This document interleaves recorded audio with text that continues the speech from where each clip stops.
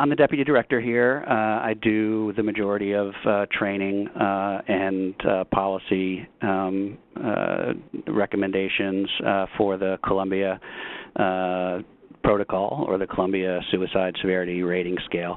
And I'm going to talk to you about using the 6-question screener version that we have, that's used by all kinds of emergency personnel, first responders, correction officers, parents, teenagers asking their friends, et cetera.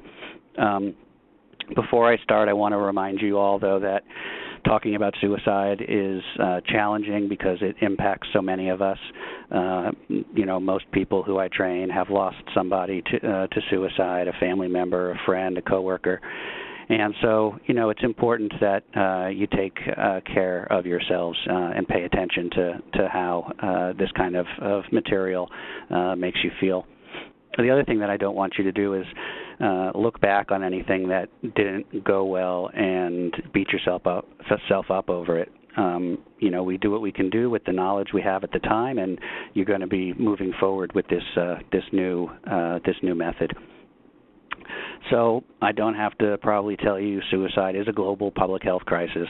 Nearly 1 million people die from suicide around the world every year. It takes more lives than war, homicide, and natural disasters combined. It kills more people than car crashes here in the United States.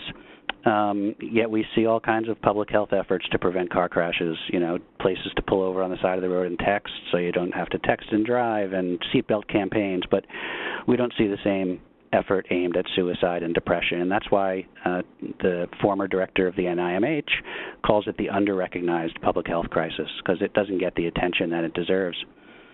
And, suicide really does touch everyone. It's estimated that about 135 people get impacted for each death. It's the #1 killer of teenage girls across the world, the second leading cause of death among youth, teenagers, and young adults in the United States. And we've even seen it increase in very young kids between 8 and 12. Now, while deaths from suicide are the ones that get the attention, they're really just the tip of the iceberg. So we lost 43,000 adults to suicide in 2015. But for those 40-some-odd thousand deaths, there were 1.5 million attempts, so 25 attempts to every one death. And there were almost 10 million people who seriously considered it. So the number of people making attempts and seriously considering suicide far outnumber the people who actually die. And our job is to, sort of find that needle in that haystack, and those ones that are at the most risk, so that we can, get them the attention they deserve. We see it across all medical illnesses, so it's not just the mental health users that we need to pay attention to. Any illness like chronic pain, chronic headache, cancer, epilepsy, arthritis, high blood pressure, they all increase your risk for having suicidal thoughts and attempts. And it's a crisis in every sector of society where we see people who are at high risk because of post-traumatic stress, like in the case of first responders and doctors and correction officers, or because of the stress of the work that they do. So, we lose more firefighters to suicide than we do in fires every year. We lose more police officers to suicide than we do from crime. And we lose more soldiers in our military to suicide than we do in combat these days. And it's actually the #1 cause of death in our jails and in our prisons. In fact, one statistic that I heard recently was that the risk for suicide of someone being released from prison is equal to that of someone being released from a psychiatric hospital. And it makes a lot of sense when you think about it. They often are leaving with very little resources to go back to. They're going back, usually to the same community that they came from, where the stress was in the first place, and the increase for risk for suicide in the first few weeks after release from prison is quite significant. So now, while cities have the highest numbers of suicides, the rural areas of our country have the highest rates, and there are a couple reasons for that. One, because their populations are spread out across great distance, and so they don't often have access to good mental health care or medical care.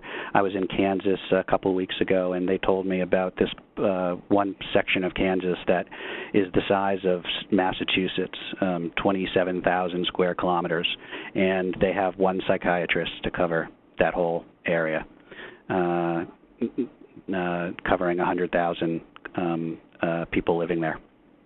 The other thing that that we know about the rural parts of our country is that if you look at all of the statistics that could be related to suicide rates, look at age and gender and socioeconomic status and levels of education, the one statistic that most closely follows with rates of suicide are rates of gun ownership. The more guns you have in a community, the more suicides you have. And these two maps look at those two issues side by side. So the top map is looking at the rates of suicide by county in the United States, and the bottom map is looking at rates of gun ownership by state. And you can see the states with the lowest rates of gun ownership: California, Illinois, Florida to some extent, New York, New Jersey, Pennsylvania. They're all in that darkest blue area on the top map where we have the lowest rates of suicide. And this data set takes the states with the highest rates of gun ownership and compares them to the states with the lowest rates of gun ownership. And keeping the population the same of 190 million, you end up with an equal number of non-firearm suicides, roughly, in those states, 8,000 men and 4,000 women. But the numbers of firearm suicides are 4 times higher for men in the states with high rates of ownership, and 10 times higher for women in the states with high ownership, almost 10 times, 300 to 3,000. So it's not that people in states where there are fewer guns are killing themselves by other methods. Not having a gun nearby when you're feeling suicidal actually makes a difference and saves lives. And this is breaking but not surprising news. A large portion of our opioid overdoses are actually suicides, and they don't often get marked as such on medical examiner or coroner reports. So it makes sense, too, when you think about it, that often what gets people into opioid addiction is having chronic pain. That gets them started. And also often folks with mental health issues are trying to self-medicate with medications. And as a result of the suicide rates in middle-aged men and opioid overdose deaths, our nation has seen our average length of life decline for the last 2 years compared to every other developed nation in the world, which has seen an increase. Now, depression is important for us to talk about because it's on its way to becoming the most debilitating disease in the world. It's already the most debilitating disease in the United States. It's the #1 cause of work-related absence, and actually costs our workplaces $23 billion a year in lost productivity just from those days that people call out of work sick. Now, I also heard recently that folks who are depressed work on average 5 hours less effectively when they're at work. So it not only affects us when they call out sick, but it also affects them when they're in the office working. And so while we know that most people with mental health issues are not suicidal, 90% of those who do die from suicide have an untreated mental illness at the time of their death, and 60% of that's depression. But the undertreatment of mental illness is pervasive in our country. It's estimated somewhere between 50 and 75% of people who need mental health treatment don't get treated. More than 80% of teenagers and college students who die from suicide never received any consistent treatment prior to their death. And part of the reason for that is stigma. It's a tremendous barrier to getting help, and for some groups of individuals, the stigma is greater than for others. For men, for example, we see a higher stigma. This is a quote from a firefighter here in New York City, who says, people who do this work tend to be macho, and the stigma attached to admitting you have any kind of problems gets in the way of beating depression. When you talk about it and you meet someone who has the same issues that you do, you're not alone and you can go get help. So there are a few myths about suicide that stop us from getting really into prevention efforts, and I want to debunk them. The first is that if someone's really suicidal, they're probably going to kill themselves at some point, no matter what you do. You can't really stop someone who wants to kill themselves. We know that this is false. Multiple studies have found that more than 9 out of 10 people who make even very serious attempts and don't die don't go on to die from suicide later in their life. Most people will continue to live.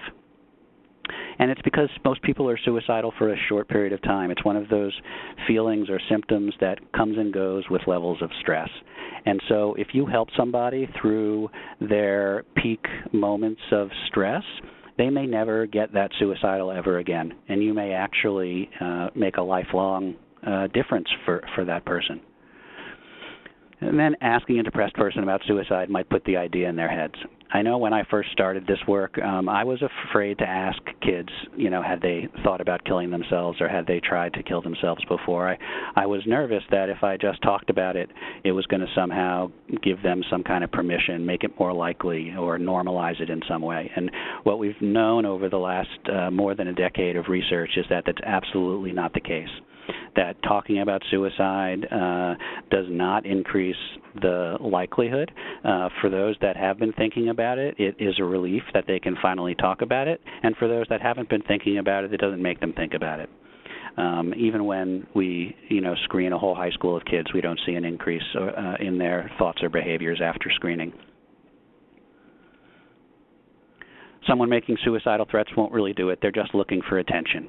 We know that there are some people who talk about wanting to kill themselves frequently. It happens a lot with the diagnosis of borderline personality disorder. But even if they do talk about it a lot, we do need to take it seriously, because the time that they say it and we don't treat it seriously is going to be the time that they recognize or realize that nobody was paying attention to them, and they may then feel hopeless, and they do make attempts. So we do need to pay attention to every thing that's said. There's no point in asking about suicidal thoughts. If someone's going to do it, they won't tell you. We know that this is false. Many people will tell a clinician when asked, I'm always, heartened by the fact that people are very honest on the Columbia. And that's because ambivalence is characteristic in 95% of people who are suicidal.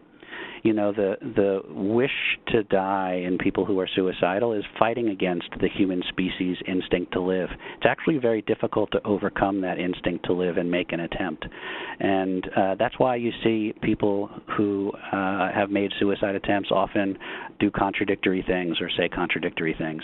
I heard about a man who made a suicide attempt, and in that same week he also booked a family vacation for the next school break. So he was, looking at the future at the same time, almost that he was, thinking about killing himself. And we know that 8 out of 10 people do give some kind of warnings or hints to friends or family, even if they don't talk to a clinician about it.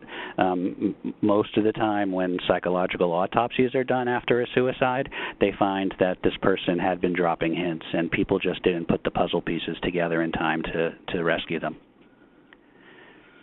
And we know people who are suicidal want to be asked if they're okay. We do a lot of work with a man named Kevin Hines. If you've never heard of Kevin, you should Google him and watch his YouTube story. But Kevin is a survivor of jumping off the Golden Gate Bridge. It's lethal 99% of the time. He's one of only 5 people who can still walk after his attempt, after numerous surgeries to repair his crushed spine. And he tells his story. He was 19 years old. He had a psychotic depression. He, voices were telling him he needed to die. He went to the bridge and said to himself, if just one person asks me if I'm okay, I'm going to tell them everything, and I'm going to get some help. And he's crying, on the bus going to the bridge, and people are moving away from him because, no one wants to sit next to this strange kid who's crying. The bus driver shoos him off the bus and says, come on, kid, I got stops to make. He walks up and down the bridge a few times, and nobody says anything. Finally, a woman is approaching him, and he thinks, this is it, I'm going to get some help. And instead, she says, will you take my picture? And so he takes a few pictures of her, gives her back her camera, and decides it's hopeless, nobody cares, and he jumps. And he says that as soon as his hands left that railing, he realized that everything in his life that he thought was unfixable was fixable except for what he had just done. And he says that, most people considering suicide want someone to save them. The whole way, that the whole 4 seconds that it took him to free fall, he's saying to himself, please don't let me die, please don't let me die. Then if you stop someone from killing themselves one way, they'll probably just find another. This is the argument for means safety. And what means safety is when it takes a little bit of extra time for someone to get their hands on the lethal means that they're planning to use. So we know firearms are lethal 85% of the time someone uses them in an attempt, but other things are much less lethal, and we would much rather people attempt with these other things because they're more likely to survive. And we have lots of examples of how just making it harder to get your hands on lethal means reduces rates of suicide.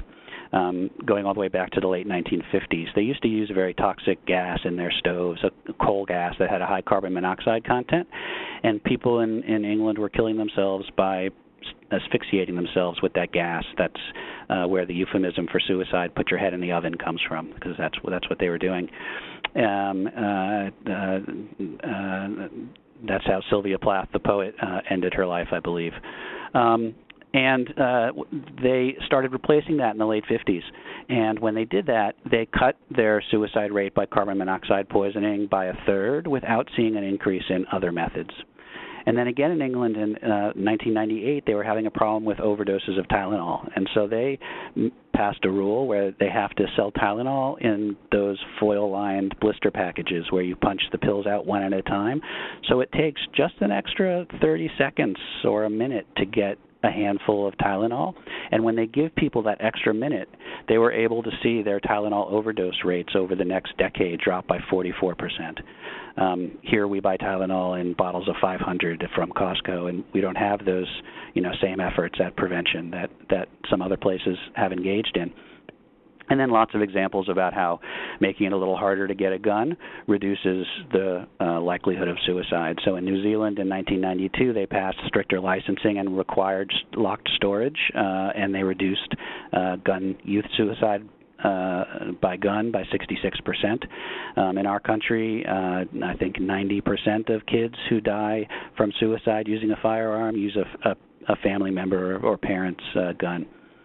And then in Israel, in the military, in 2006, they passed a rule where when their military personnel go home on the weekends or for leave, they have to leave their guns at work. They have to leave them on the base.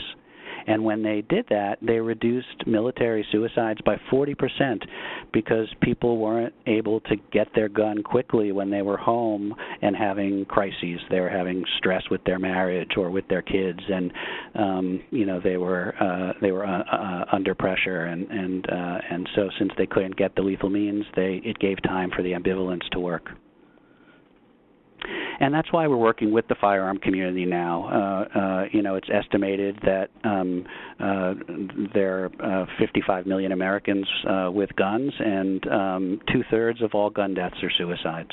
So we have a poster with the CSSRS risk questions on it that we provide to gun shop owners and to firing range owners, and so that they can ask the questions. The gun seller doesn't want to find out the next day that the person he sold the gun to went and used it to kill themselves. They feel a lot of guilt, and they're happy to be able to pass this information on or address somebody that they're worried about. And we're actually doing that for all the places that people get their lethal means from. So we're training pharmacy students in pharmacy school so that when they're on the job, they can identify people who might be suicidal. And we train transit workers in our subways so that they can also identify people. So we know that we need to screen for this. We need to screen like any other vital sign because we know that we have lots of opportunities that we're not taking advantage of. You know, nearly half of people who die from suicide saw their primary care doctor in the month before they died.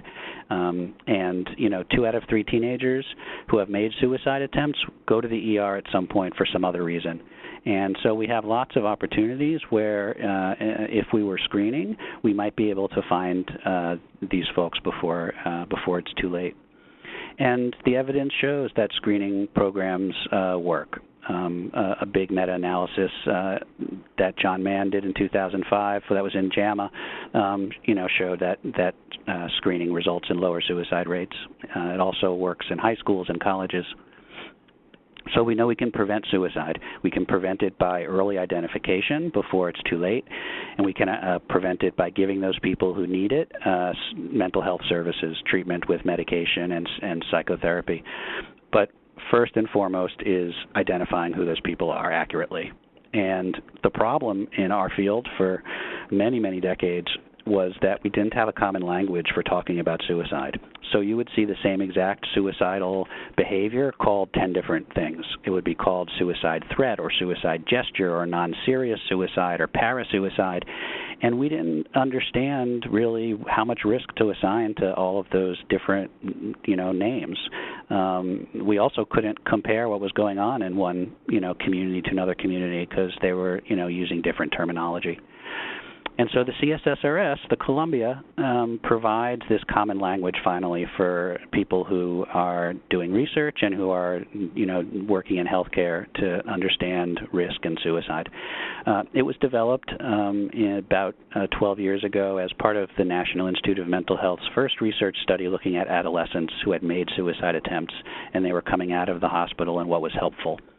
And it's since then been used hundreds of millions of times, I'm sure.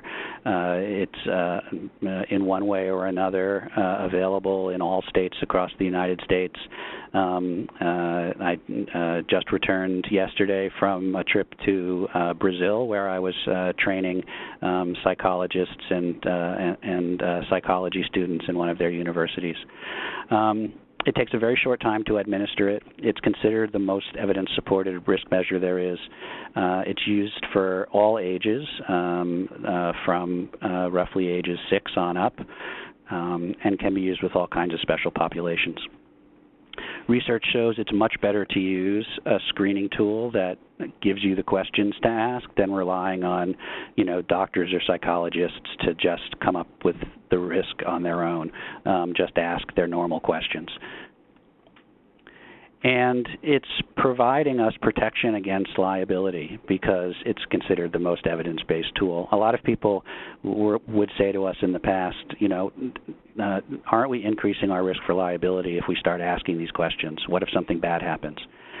And what medical malpractice attorneys who were interviewed in an article for Crane's magazine said is that if this is the best tool available and you're documenting what you're doing and using it properly, that's the most protection anybody can have.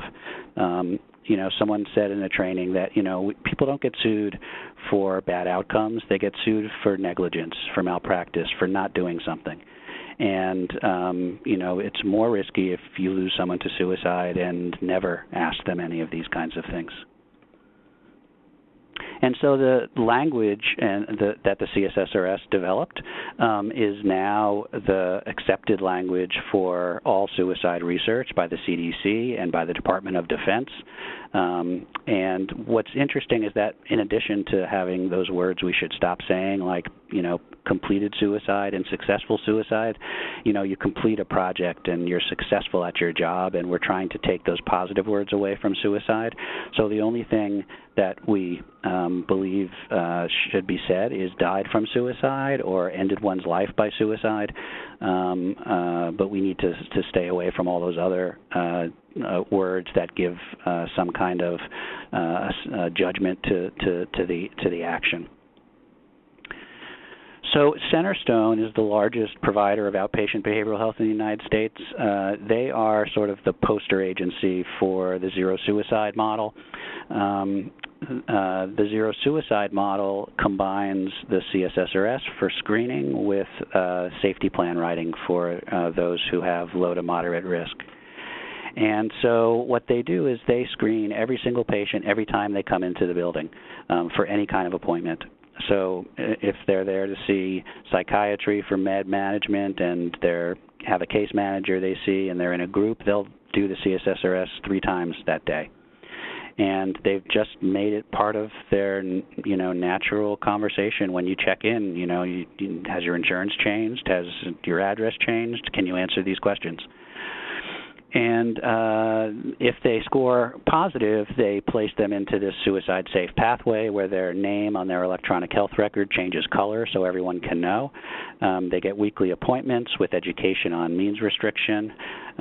If they don't show up for an appointment, they have a crisis call center that reaches out to them by telephone consistently until they can get them back in. And they've been able to reduce their outpatient suicide rate by 65% by doing this suicide-safe pathway of care. And so it is now the recommended way for healthcare organizations to approach zero suicide. It's part of the Zero Suicide Toolkit at the National Action Alliance for Suicide Prevention. And they train all staff to screen all patients in using the CSSRS. And that's why the Joint Commission now is asking for it when they assess hospitals for their ability to prevent risk. Parkland Hospital is the first hospital in the U.S. To undertake universal screening. They screen everybody who walks into their doors, and more hospitals are moving towards that. And when they did that, they reported their first 100,000 patients that they screened. They found 2%, 1.8%. Had these high-risk answers. And so, people like yourselves ask me all the time, if we're screening, every person who's in our care and we're screening them every day or once a week, aren't we going to have, lines outside the behavioral health department's door to give them help? And the answer is that everywhere we've seen this done, it's less than 2%. It's usually around 1.5% of people who are going to have high-risk answers. And when we get to the actual scale, we'll talk about what those high-risk answers are. But, we used to try to prevent suicide using this medical model, right, where we would train doctors and mental health workers how to, provide treatment and how to assess people. But the majority of people who, need help aren't going already to somebody like that. And so we know now that we need to take a public health approach to suicide, which is a broad whole community approach where everybody in a community can learn how to ask these questions. If we're in a school, we train the school nurses and the school guidance counselors, but we train the school teachers and the school bus driver and the school athletic coaches and the school cafeteria workers because you never know who's going to look at a kid and say, that kid doesn't look like he usually does. Let me ask him these questions, and then if I'm worried, I'm going to take him to behavioral health. And that's exactly what the Marines did. They were the first branch of the military to come to us, and they said, we'd like you to come and train, but we don't want you to train our behavioral health staff. We want you to train our clergy, and we want you to train our financial aid counselors, our sexual assault advocates, and we want you to train our lawyers, because the most common event that happens before a Marine suicide attempt is they have a legal problem. So they get arrested for a DUI and they attempt suicide because of the impact that may have on their military career. They call it this fall from grace. And so in the Marines now, every time a lawyer meets with a Marine, the lawyer is asking the screener questions. And then the lawyer is taking them to behavioral health if they have a high-risk answer. And so, I urge you and all the communities that I work with to think about who are those people who are in your buildings, who are in your communities, who have access to folks when they're vulnerable, when they're at those times that they might most need somebody to ask them these questions. Because we know everyone everywhere can ask. You don't have to have mental health training. You don't have to even have any training to ask these questions. They're pretty self-explanatory. We don't require training. And so in places like Vermont, they've made it a policy for every employee in their schools from top to bottom to have training in this. And we're about to have a stand down where every employee of the VA is going to get trained, whether they're the head of medicine in a VA hospital or they're the canteen worker or cemetery employee. And so I hope that you have also video volume turned up on your computer because I wanted to play you a few video clips, and that's the way you'll be able to hear them. If you can't hear them or don't have audio, just let me know and in the chat message, and I can make sure you have links to these for watching at another time. But this is Kim Ruoko, who works for the Tragedy Assistance Program for survivors in the military. She helps military families who have lost someone to suicide. And she lost her husband, who was an Air Force pilot. I'm sorry, he was a Navy pilot to suicide. And this is what she says about his death. And I think everybody needs to be trained in how to ask those questions. We know that Marines may not go to their leadership to talk about these things, but they may talk to a bartender or their barber, or when they're playing sports with a peer or a coach, or at the gym with the trainer. So I think everybody who is in that community needs to be trained on how to ask the questions. Whenever they see something they're concerned about in a service member, they need to know what to ask. And that tool is invaluable in figuring out what we're dealing with and how quickly do we need to act. Great.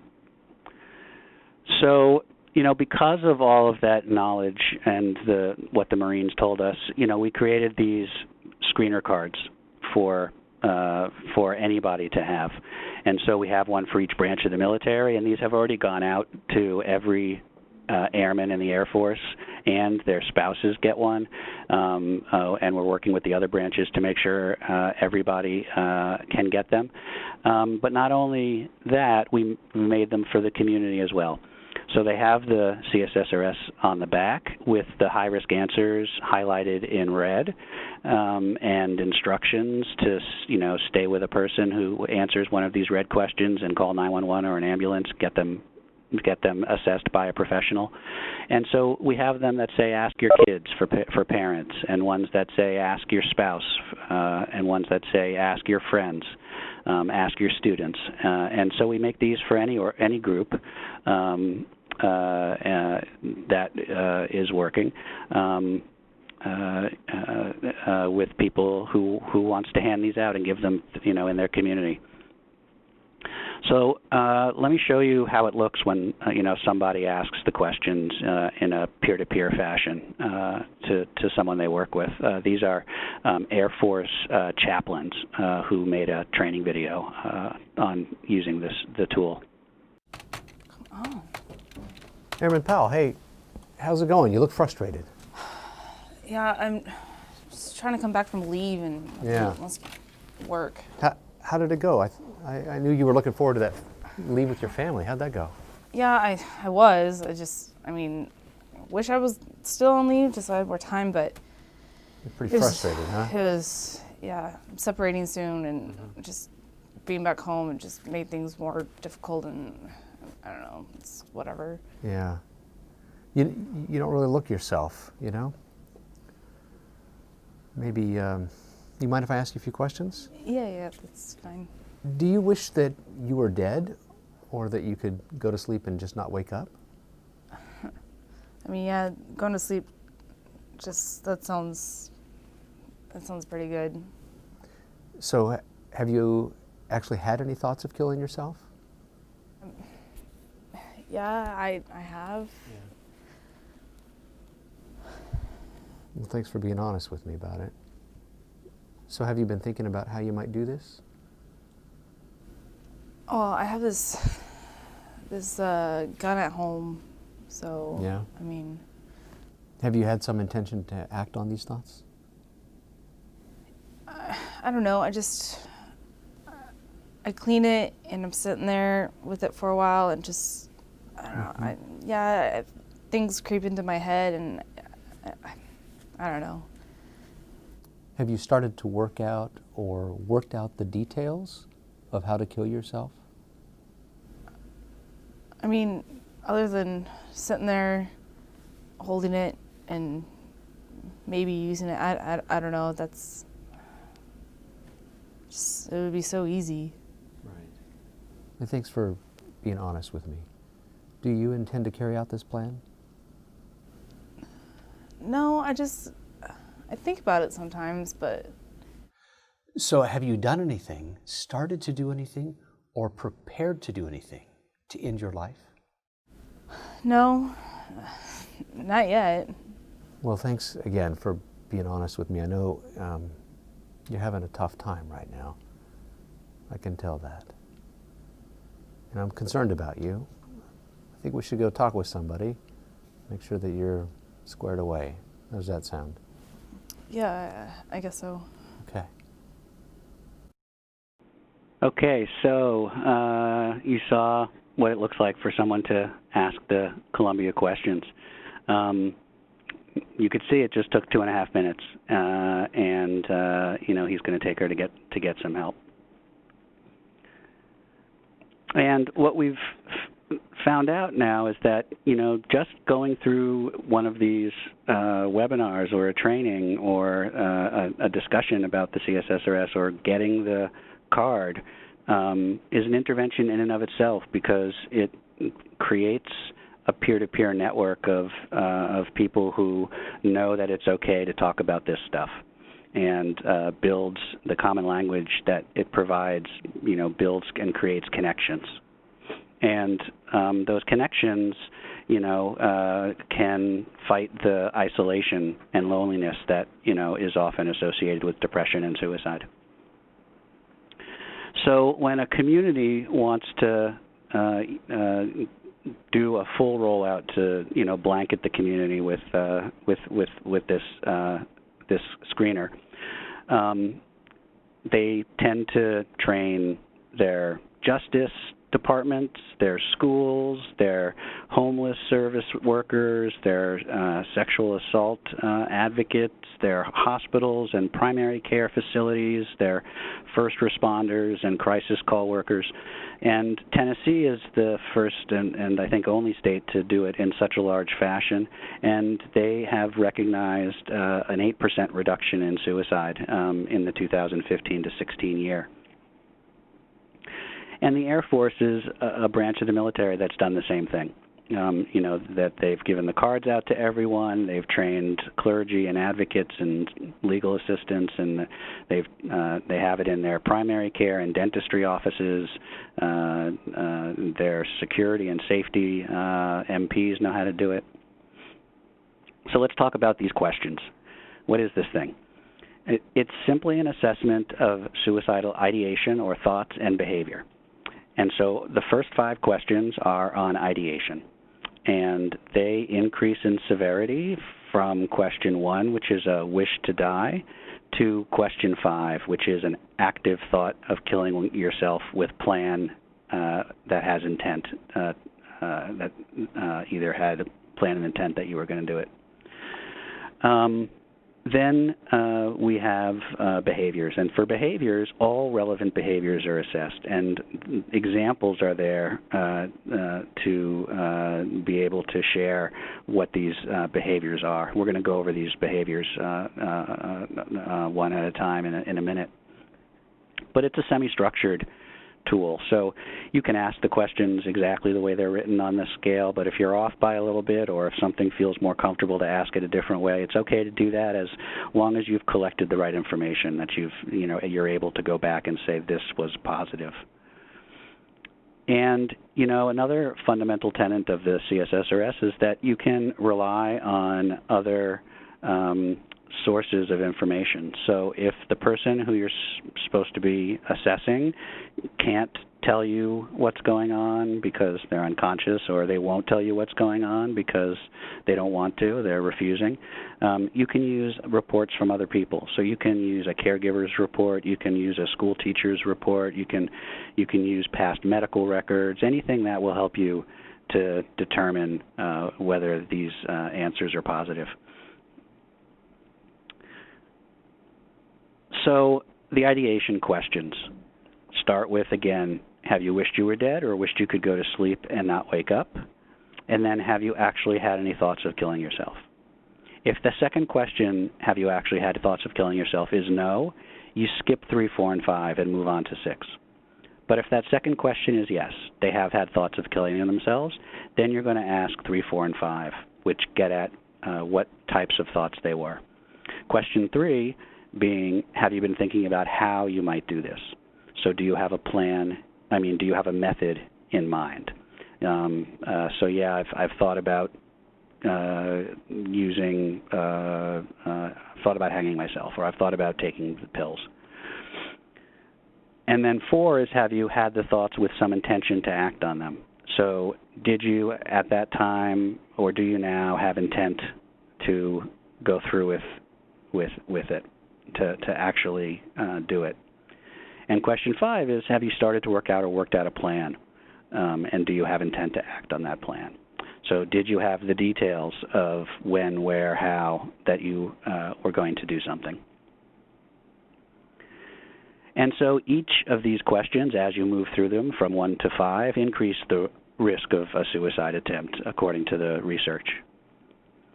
So I'm going to show you again somebody doing this portion of the scale, because I think the more you hear it, the more you see it, the more ingrained it becomes, and the easier it is to ask.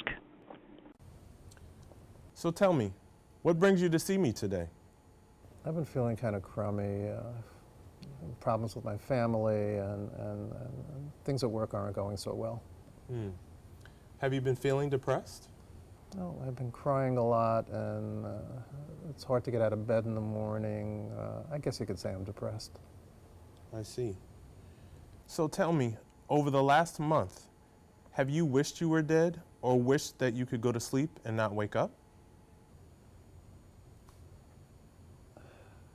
Sometimes I think things would be better if I were dead. I understand.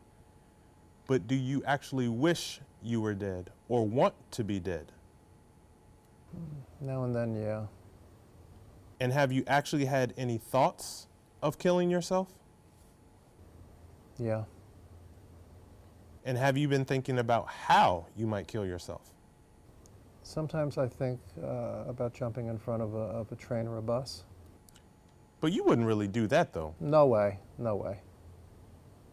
See how asking the wrong question can shut down the conversation? Watch now how asking the right questions using the prompts on the CSSRS can get you more accurate information. Sometimes I think that I'll jump in front of a train or a bus. Have you had these thoughts and had some intention of acting on them? Yeah. Can you tell me a little more about that? Last week I really wanted to do it, but I chickened out. Okay, so have you started to work out or worked out the details of how to kill yourself? No, nothing specific. Thank you for being so honest with me. Thank you. So in the example you just saw, the answer circled would be a 4, intent only, not intent and a specific plan. In this next example, a 5 would be indicated. Watch.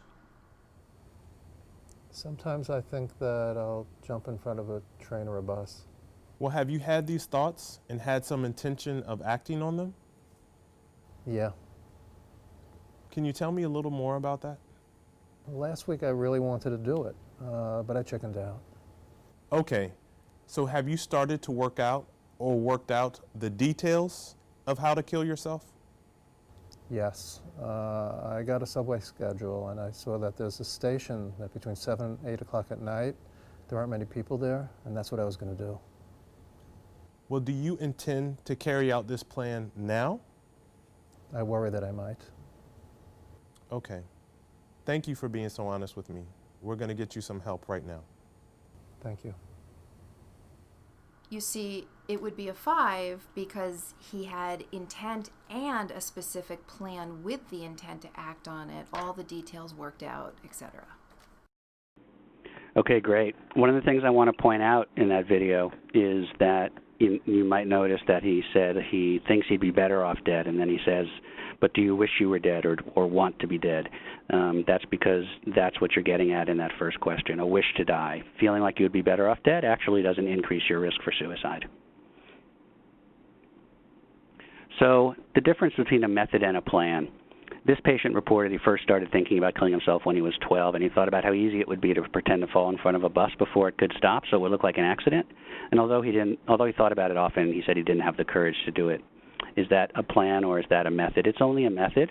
If it were a plan, it would say something like, next Wednesday at 3 o'clock when my parents aren't home, I'm going to go upstairs and take all the pills in the cabinet. So it would have what, where, and when.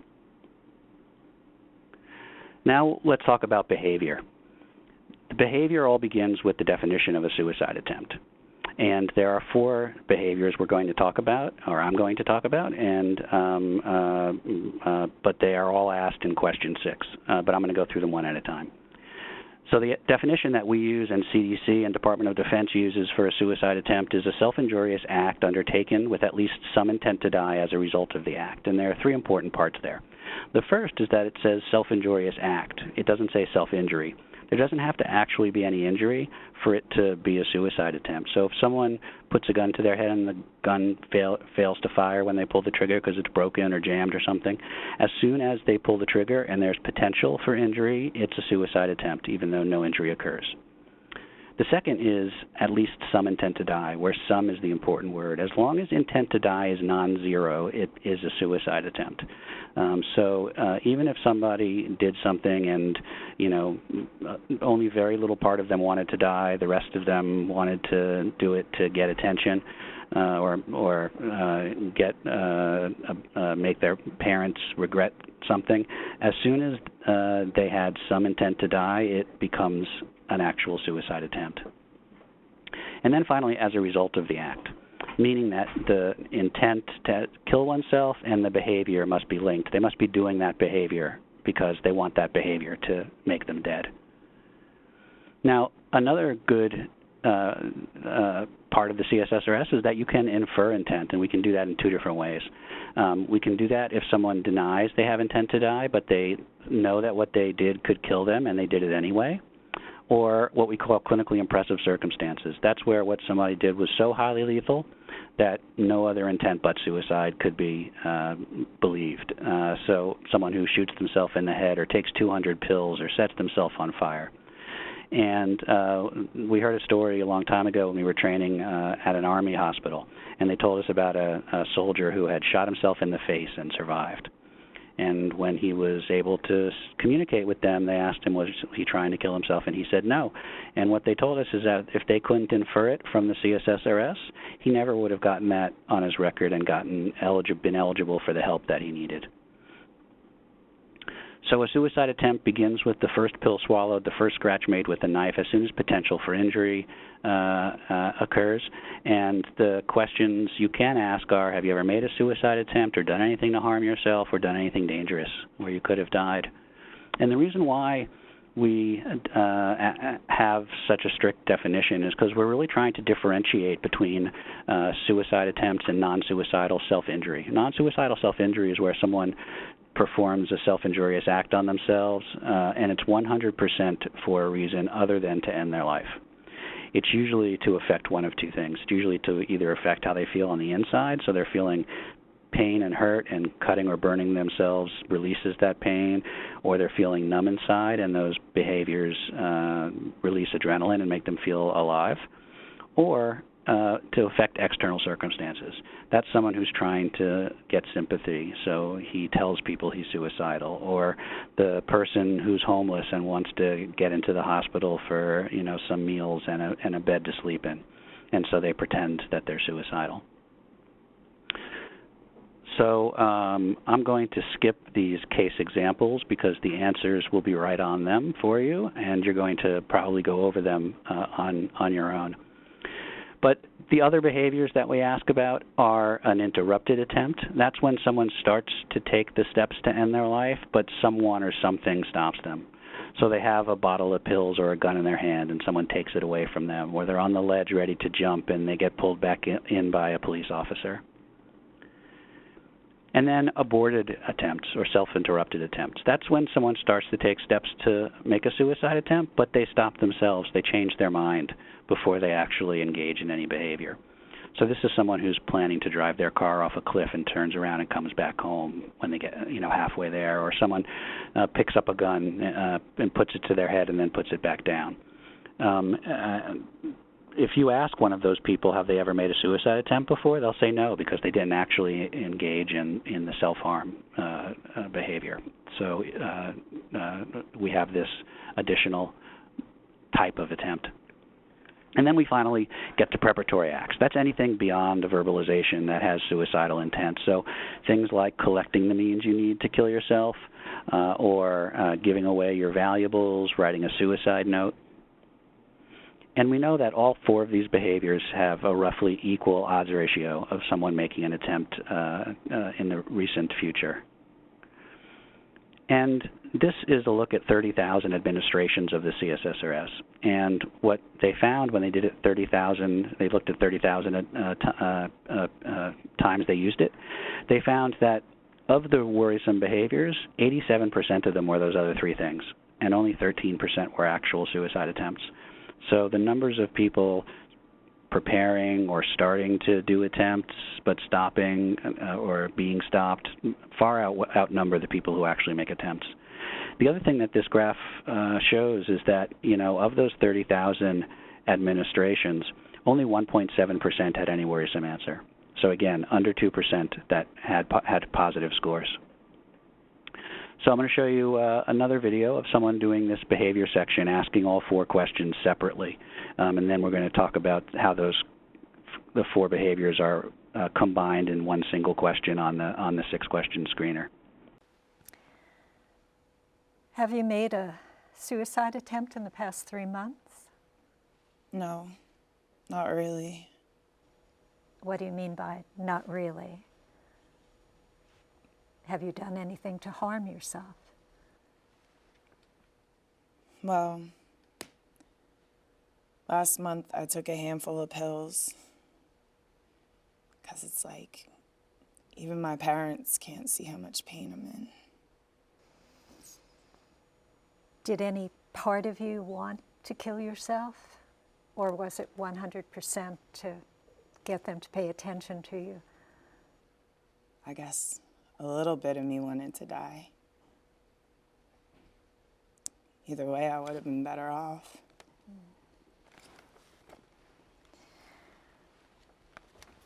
Were there any other times you did something like that?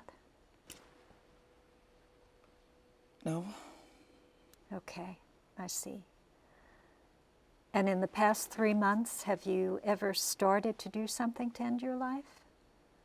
But someone or something stopped you before you actually did anything? A friend of mine took a bottle of pills from me because I was thinking about taking them. Was there any other time that happened? No. Okay. And has there been a time when you started to do something to try to end your life, but you stopped yourself before you actually did anything? No. Not that I can remember.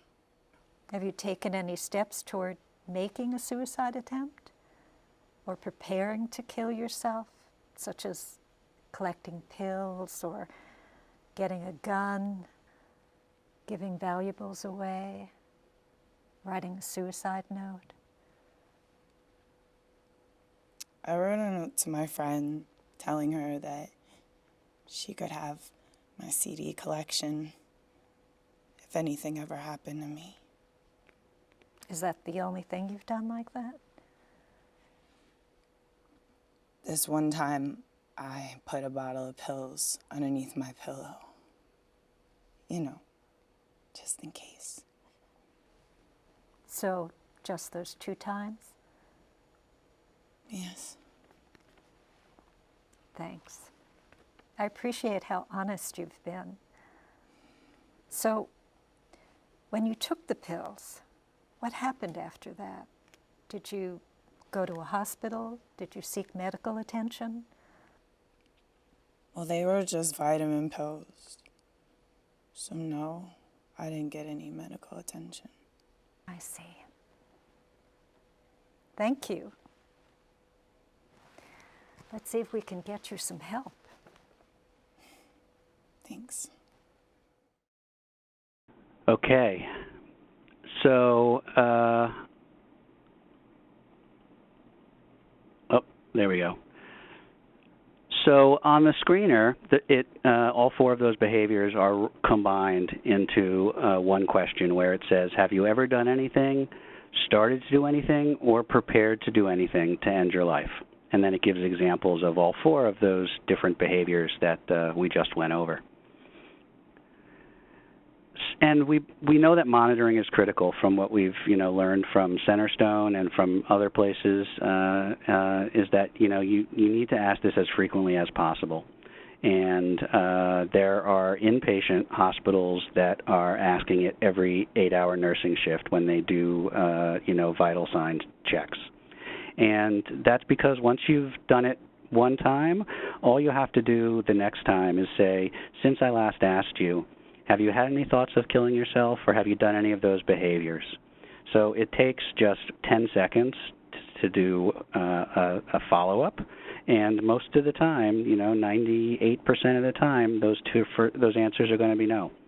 And you'll be done, and you'll be able to say we reassessed. So now what are those worrisome answers? The high-risk answers are a 4, a 5, or a 6. 4 and 5 are when they have thoughts that have some intent to act on them. The difference between a 3 and a 4, a 3 is, yes, I've thought about using a gun, but I would never do that because I have, family that cares about me and I wouldn't do that to them. Whereas a 4 is where they say, yeah, I really was going to do that, or, I'm planning to do that on my birthday next month. So there would be some intention to action or a behavior. And the worrisome time frame for this on the screener you can see is the past 1 month for their thoughts and the past 3 months for their behaviors. So if they have one of those behaviors and it's within the last 3 months, then risk is high. If it was older than 3 months, then risk is moderate. And if they have yes to 4 or 5, risk is high. And if they stop at 3 or 2 or 1, the risk is much less. And the authors chose these cutoffs based on evidence for what was predictive of somebody making an attempt within the next week or 2.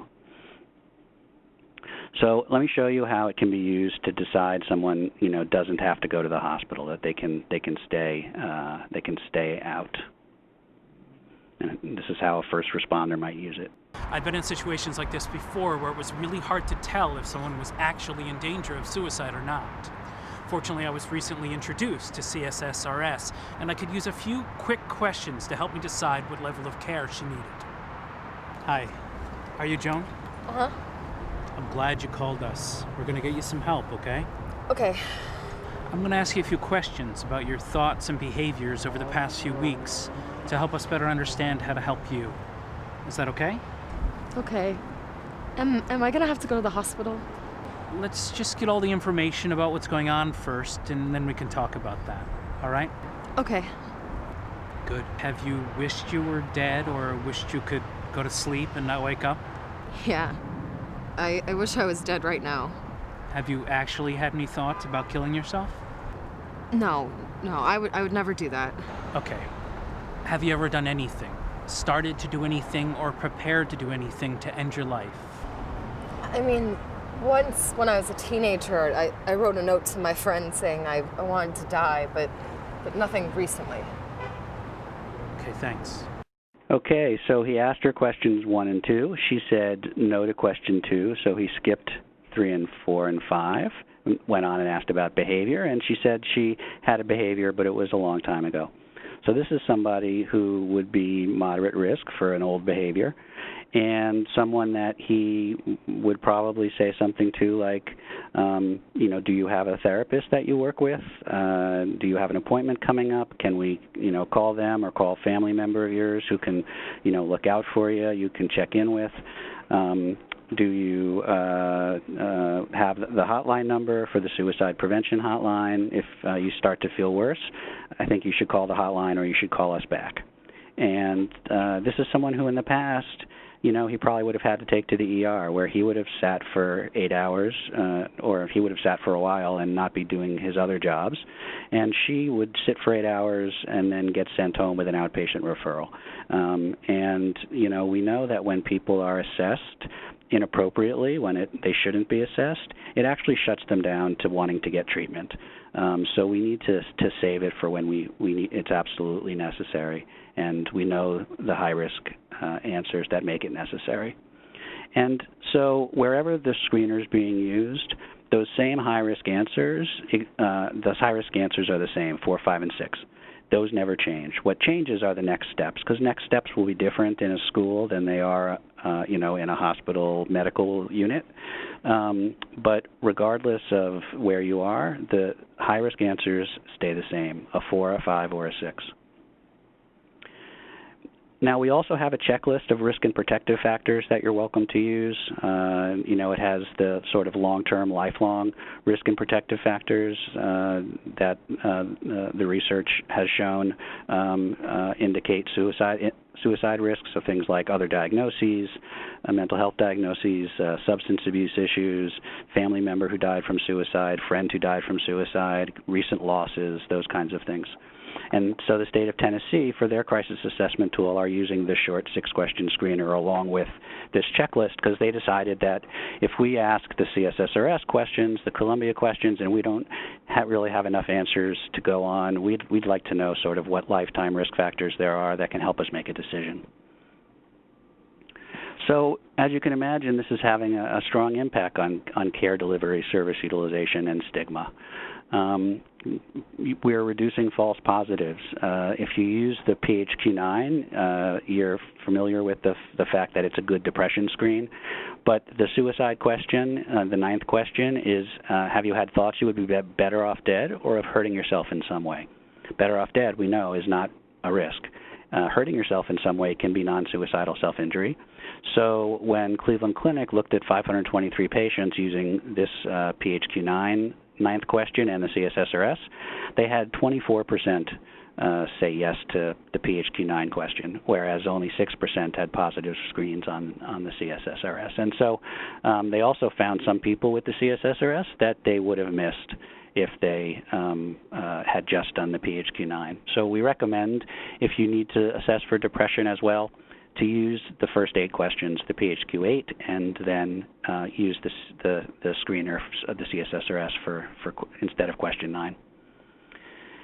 And this is what happened at Reading Hospital when they started using it. All of their psychiatric referrals and one-to-ones in the ER maintained a rate that was lower than they had been prior to assessment. And Centerstone recently told us that they've reduced emergency department recidivism from 40% in their patients to 7% because of their suicide safe pathway of care. And in schools, it's traditionally been a place where they send too many kids to the ER. And the hospitals in New York City told us that 60 to 97% of the kids don't require hospitalization, and a kid is much less likely to tell a teacher a second time if the first time they say something about not feeling like they wanted to live, they got rushed to the ER, where again they got sent home and was in the building again the next day. So it's in every middle and high school in New York City. Every teacher in Tennessee and in Israel knows how to do it.